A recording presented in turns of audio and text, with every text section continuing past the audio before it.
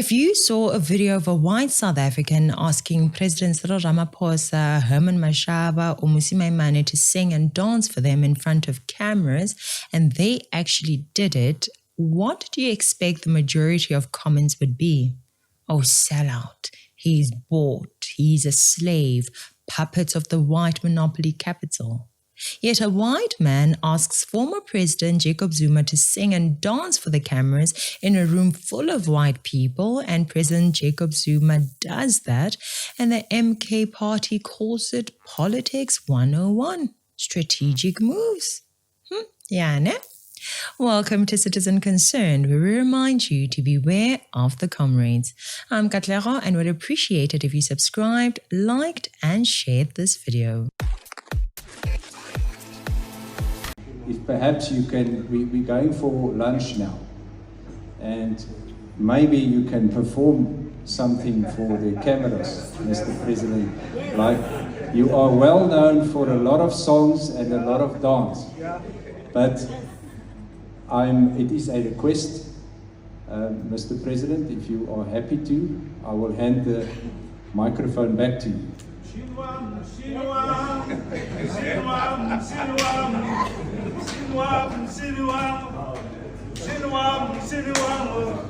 Mr. President.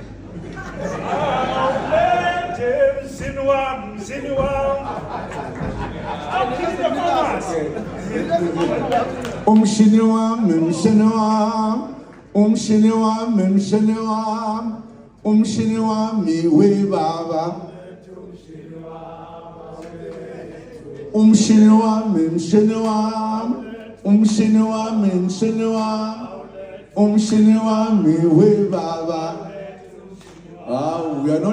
singing. We are not singing. I will let I will let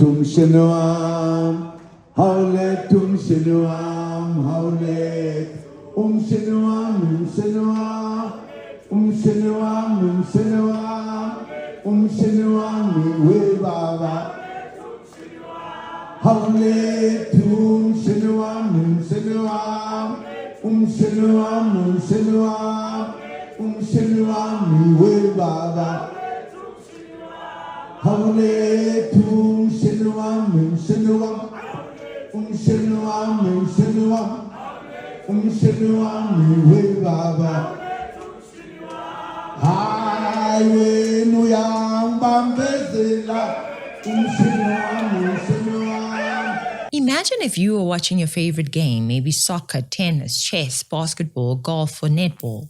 While the game was on, the rules of the game kept changing to suit one of the teams. Not only would that be unfair, but it would also be confusing, right?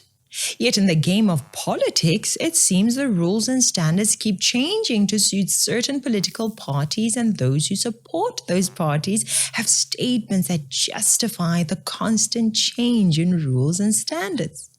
Personally, I love to see the unity of all South Africans, blacks, whites, Indians, and coloureds. It's the best and fastest way for South Africa to succeed when we love one another, live in peace with one another, learn from one another for the betterment of our individual lives and our nation. But name-calling people for associating with South Africans of other races stands in the way of that unity, oneness, and overall success taking place. And while I have no problem with former President Jacob Zuma meeting with, laughing with, and even dancing and singing for white people, I have a problem with MK supporters acting like they would have been as positive and supportive of another black political leader doing the exact same thing. Just like in South Africa today, most of these political parties are funded and controlled by white monopoly capital and global forces. And that means you can have, in the 21st century, white supremacy needs a bit of melanin. So they're using these house Negroes, if you like, to perpetuate their project. Why would, for instance, white capital give a black man, Ramaphosa, 1 billion rand to buy an ANC conference? They need the black face to perpetuate their, economic domination over the black majority. So you have a captured political leadership in the African continent, by and large. The one weapon we have to transform South Africa is our numerical strength as black people. But this is being completely decimated, fractured by this multiplicity of mushrooming parties sponsored by our enemy, so that we don't consolidate our votes, so that we can have real political power. Who is your enemy? White Monopoly Capital, which I call land thieves, headquartered in Stellenbosch, represented in person by the Oppenheimer family and Johan Rupert. Corporation Act, and if needs be, in the Constitution as well, Chair. Thanks. Honourable Mkweli. Thank you, Chairperson. Mine is just the confusion that the COSATU is bringing before us and before its membership. I understand that COSATU represent particularly workers that are marginalized and that are black. Also, COSATU is an alliance of the ANC, and 80% of its members participated in the NASREC conference, where the resolution by the ANC was taken that expropriation of land without compensation must be implemented, and that the constitution must be amended to allow that. So I'm a bit confused myself to say, now that we are talking of land, COSATU decided to be represented by a white person who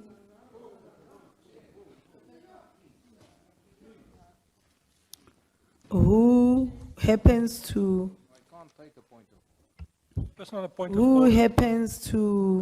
on a point of order, present please. The views of the white minority in terms of...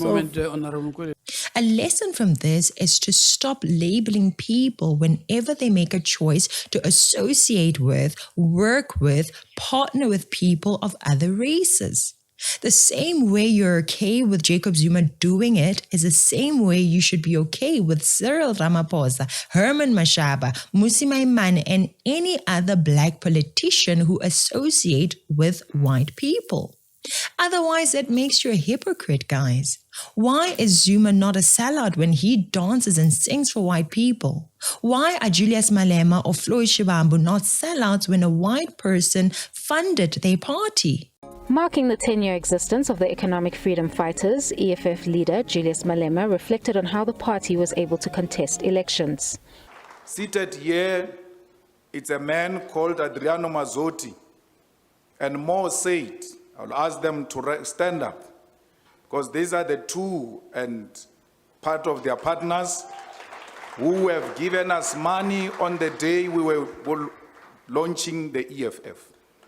When the IEC asked us to pay for money, me and Floyd had nothing. We looked at each other in the eyes and said, what is going to happen? At that time, they asked for 650,000, and we had no means, none whatsoever. Later to be told through a telephone call, Mazzotti has got a very unique voice. Brother, the money is paid. Then we knew that we were good to go. That is how the EFF was allowed to contest the first election in 2014. Jacob Zuma, just like Cyril Ramaphosa, just like Julius Malema, and guess what? Just like Nelson Mandela, all had influences and funding from white people. That is the truth of our history. White people are not only white, but they are members of the nation. They are citizens whether you like it or not. White people belong to South Africa as much as any other South African citizen belongs to South Africa. So when Zuma dances for this white crowd, I don't see a sellout. I see something totally different. He's dancing to South African citizens who happen to be white. He should treat them like any other race and any other group of voters. And while it was good to see Jacob Zuma comfortably associating with white people, he said something that contradicted his stand at this event. I'm talking here about Jacob Zuma saying black people should vote a certain way. Take a look at this. Uma umnyama ungavotanga nabamnyama uyofunga kulanga okuthatha abadala bakuhambise bakushonzele shendampa asidlali kule game. To be honest, I actually see an embarrassment when I see Jacob Zuma doing this. I see a grandpa who refuses to see the damage he brought to South Africa. I see a man treating South Africa as if it's his right. It is his by right, really. So Jacob Zuma is saying black people should vote for black parties, not vote for who best represents your needs, your children's future, the economic success of your country. No, black people should vote for black parties. Does that sound like a person who is past racism? Does that sound like a person who is for love, unity, success of the nation that looks beyond the color of a person's skin? Doesn't sound like that to me. Imagine if those exact words came from the DA saying white people should vote for white parties. What would our response be? Would we not view them as racist? But if Jacob Zuma says black people should vote for black parties, what is our response? Does that not prove that the rules and standards we apply for political parties and political leaders are fickle, ever-changing to suit us and our favorite parties and leaders?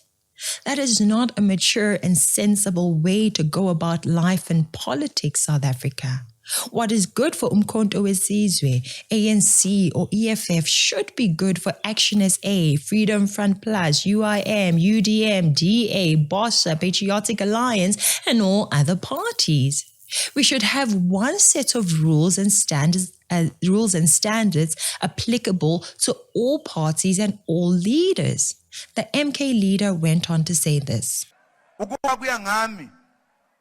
Bengiyothi wonke umuntu omnyama kadlula sibone ukuthi ufaka phi iyeke lento emfihlo fihlelani uma ngivotela umuntu into engiyithandayo kodwa ke umthetho wabo usasho njalo uyabona mase sisoshintsha kusho umthetho okuvota kuyomiwa la obala umuntu avote simbone uvota la uvote la ufihlani yini beyimfihlo.